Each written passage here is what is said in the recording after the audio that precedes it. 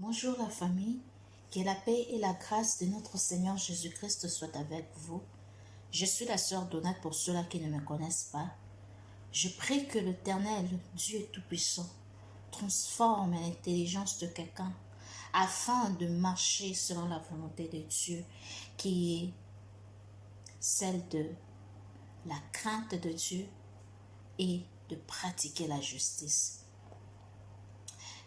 Le verset du jour sera dans le livre de Jean 3, le chapitre 3, de Jean 3, 36.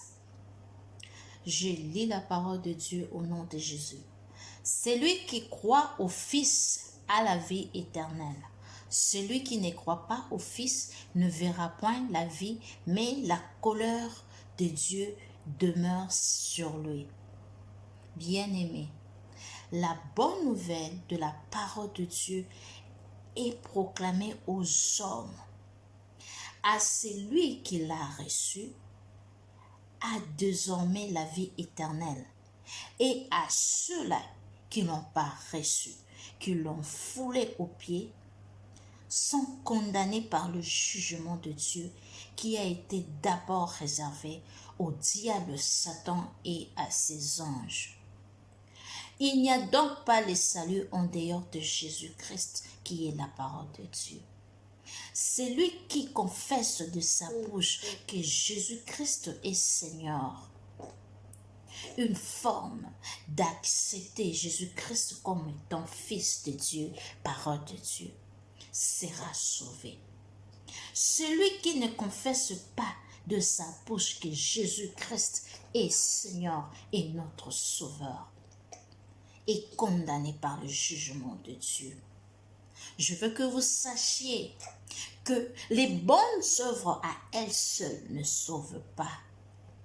Nous prenons l'exemple de Corneille le centenier. Il faisait de bonnes œuvres, oui, il était agréé à Dieu. Mais il a fallu que Pierre vienne pour prier afin qu'il soit baptisé d'eau et d'esprit. Comme Jésus nous l'a prescrit dans Jean 3.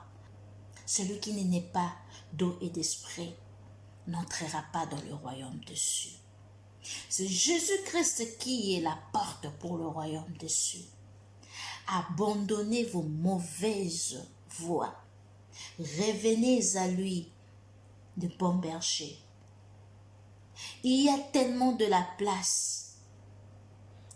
Il vous demande simplement d'abandonner, de vous repentir et de l'accepter comme votre Seigneur et Sauveur. Et vous obtiendrez la vie éternelle. Que Dieu vous bénisse. On se revoit demain par la grâce de Dieu. Merci. Bye bye.